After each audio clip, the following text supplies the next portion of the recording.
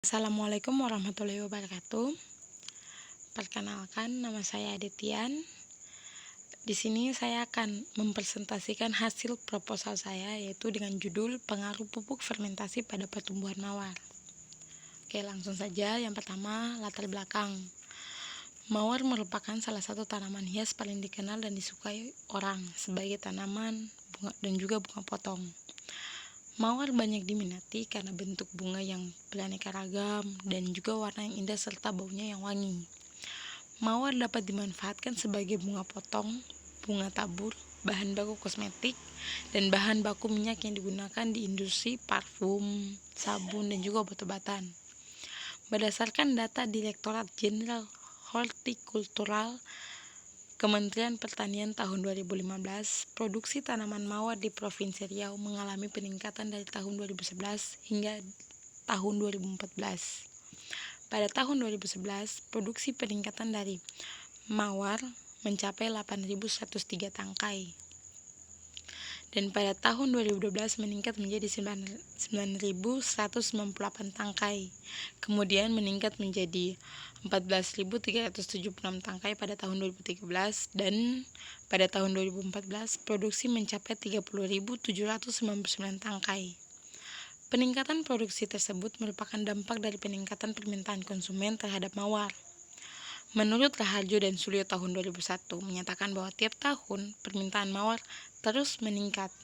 Peningkatan ini seiring dengan meningkatnya kegunaan mawar dan kesejahteraan serta tanggapan masyarakat terhadap kenyamanan dan juga keindahan lingkungan. Jadi penggunaan mawar ini selalu digunakan untuk kenyamanan serta keindahan lingkungan.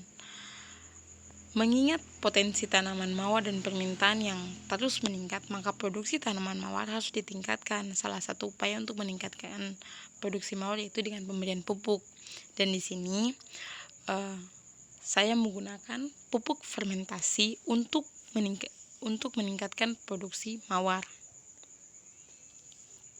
Adapun rumusan masalah yang saya angkat di sini yaitu terdapat 3, yaitu yang pertama, apa itu pupuk fermentasi? Yang kedua, bagaimana pengaruh pupuk fermentasi terhadap pertumbuhan tanaman mawar? Dan yang ketiga, apakah adanya perbedaan morfologi tumbuhan mawar yang diberi pupuk fermentasi dengan yang tidak diberi pupuk fermentasi? Oke, tujuan penelitian ini yaitu yang pertama, untuk mengetahui apa itu pupuk fermentasi. Yang kedua, untuk mengetahui pengaruh pupuk fermentasi terhadap tumbuhan mawar. Dan yang ketiga, untuk mengetahui perbedaan morfologi tumbuhan mawar yang diberi pupuk fermentasi dengan yang tidak diberi pupuk fermentasi.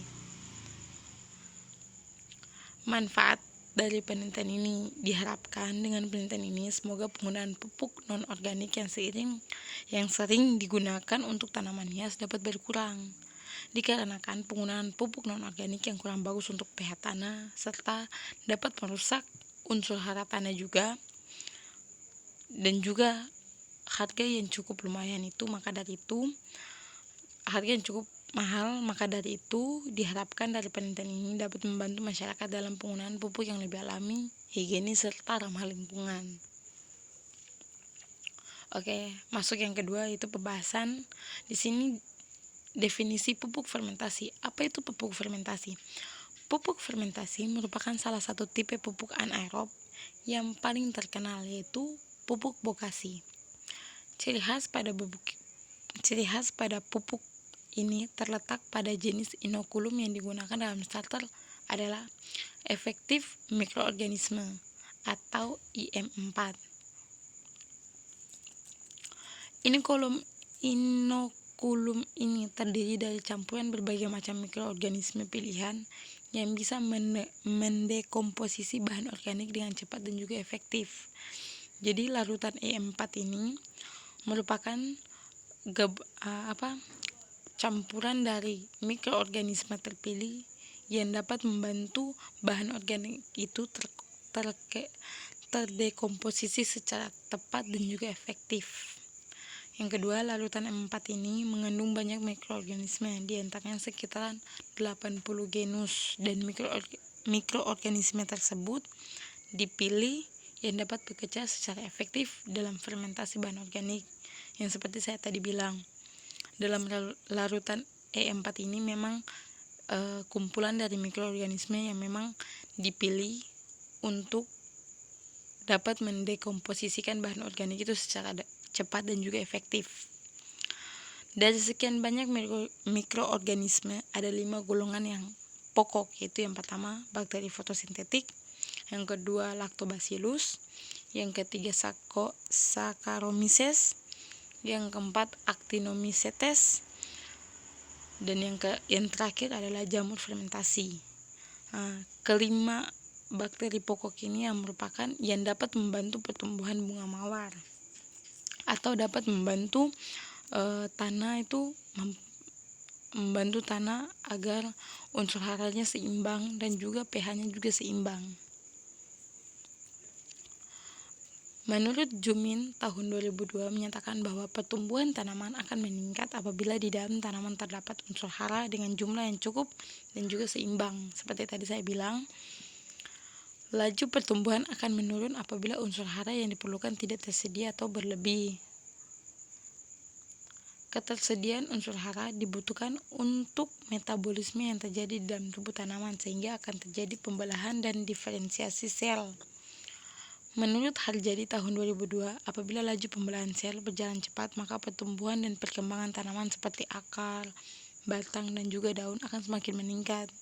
Jadi, apabila unsur hara dalam tanah itu dia seimbang dan juga bagus, pembelahan sel yang terjadi dalam dalam tumbuhan itu seperti akar, batang, dan juga daun itu perkembangannya juga akan semakin meningkat dan juga akan semakin bagus.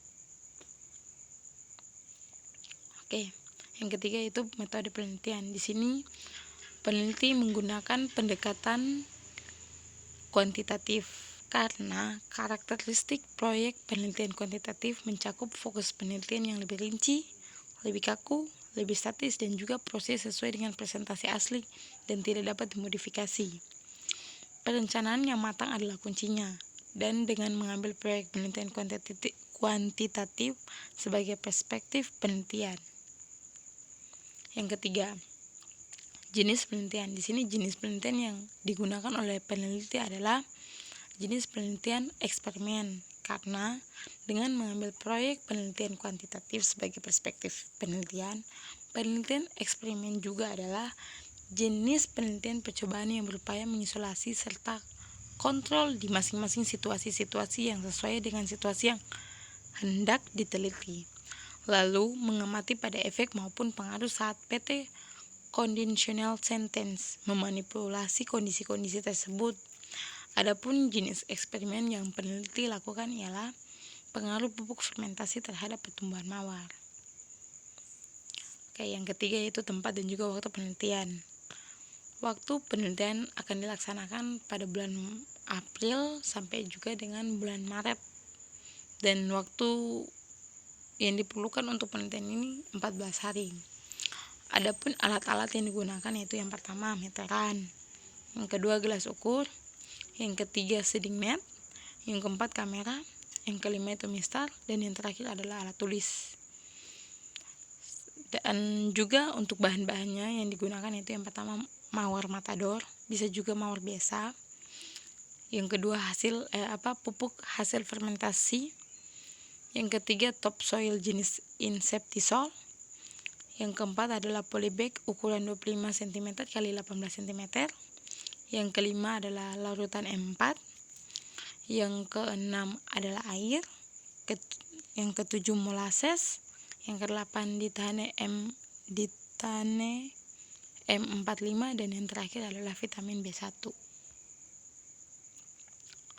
Yang keempat yaitu variabel penelitian. Di sini peneliti menggunakan variabel bebas atau independen karena salah satu jenis variabel yang memiliki pengaruh besar terhadap variabel dependen, karena variabel bebas ini merupakan penyebab atau yang mempengaruhi meliputi faktor-faktor yang diukur, dimanipulasi, atau yang dipilih oleh peneliti.